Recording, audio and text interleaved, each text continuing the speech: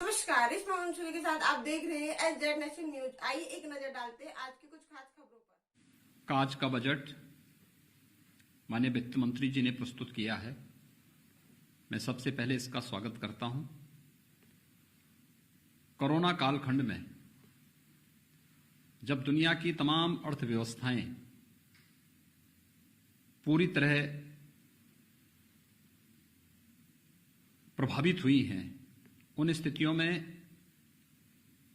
भारत के 135 करोड़ जनता की अपेक्षाओं और आकांक्षाओं को ध्यान में रख करके एक विकासोन्मुख और व्यावहारिक बजट प्रस्तुत करने के लिए मैं आदरणीय प्रधानमंत्री जी का और माननीय वित्त मंत्री जी का हृदय से अभिनंदन करता हूं। वास्तव में यह बजट सर्वसमावेशी, सर्व कल्याणकारी और समाज के प्रत्येक तबके के हितों को संवर्धन करने वाला बजट है। इस बजट में किसानों के लिए, नौजवानों के लिए, महिलाओं के लिए, गरीबों के लिए और समाज के प्रत्येक तबके के लिए जहां बहुत कुछ प्रावधान किया गया है, वहीं साथ ही साथ बजट देश के इंफ्रास्ट्रक्चर डेवलपमेंट के लिए भी, चाहे वह राजमार्गों की क्षमता को विस्तार देने का हो, रेलवे इंफ्रास्ट्रक्चर को एक नई गति देने का हो, ऊर्जा क्षेत्र में व्यापक परिवर्तन लाने की दिशा में किए जा रहे नए प्रयासों की ओर पूरे देश का ध्यान आकर्षित करता हो,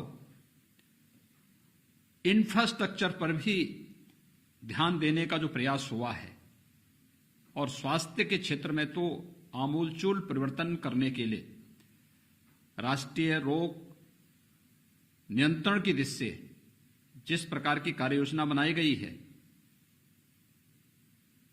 यह सभी अभिनंदनीय है।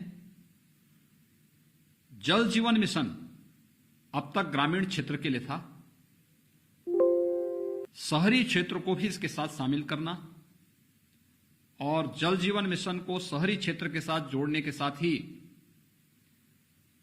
शहरी क्षेत्र में और भी तमाम प्रावधान जो किए जा रहे हैं, ये सभी स्वागत योग्य हैं।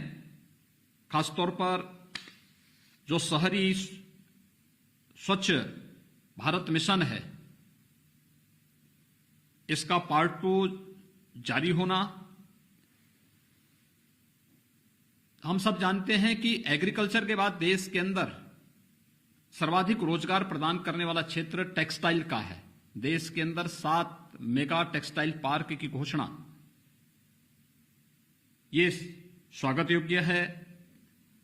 ऊर्जा क्षेत्र में हाइड्रोजन एनर्जी मिशन की घोषणा, ये ऊर्जा क्षेत्र में आमूलचूल परिवर्तन का कारण बनेगा। और यही नहीं, बल्कि अगर हम किसानों की बात करते हैं तो ये सर्वविदित है कि लागत का 1.5 गुना दाम प्रधानमंत्री मोदी जी ने देश के किसानों को दिया। 1000 अतिरिक्त मंडियों को ई नाम के साथ जोड़ने की जो कार्रवाई हुई है, कार्रवाई की घोषणा हुई है, ये वास्तव में किसानों को लागत का 1.5 गुना दाम देने की गारंटी का एक माध्यम बनेगा और एक बहुत महत्वपूर्ण और बहुत ही व्यावहारिक बजट आज प्रस्तुत किया गया है। एमएसएमई सेक्टर जो निवेश का ग्रोथ इंजन माना जाता है, इसके लिए विशेष प्रोत्साहन देना, और आज हमने पहली बार देखा है कि पेपरलेस बजट ही नहीं आया, बल्कि अब इस बजट में पेपरलेस बजट ने भारत के इतिहास का पहले पेपरलेस बजट ने डिजिटल जनगणना की भी घोषणा की है। यानी सारी चीजें अब डिजिटल फॉर्म में आ रही हैं। ये सुविधाजनक भी होगी और व्यवहारिक भी होती हुई दिखाई देंगी। इसमें किसी भी प्रकार की कोई धांधली की कोई गुंजाइश भी नहीं होगी और सही तथ्य और सही आंकड़े देश के सामने आते हुए दिखाई देंगे। मैं एक कोरोना कालखंड में एक विकासोन्मुख और व्यवहारिक बजट के लिए, जिसमें समाज के प्रत्येक तबके का ध्यान रखा गया है,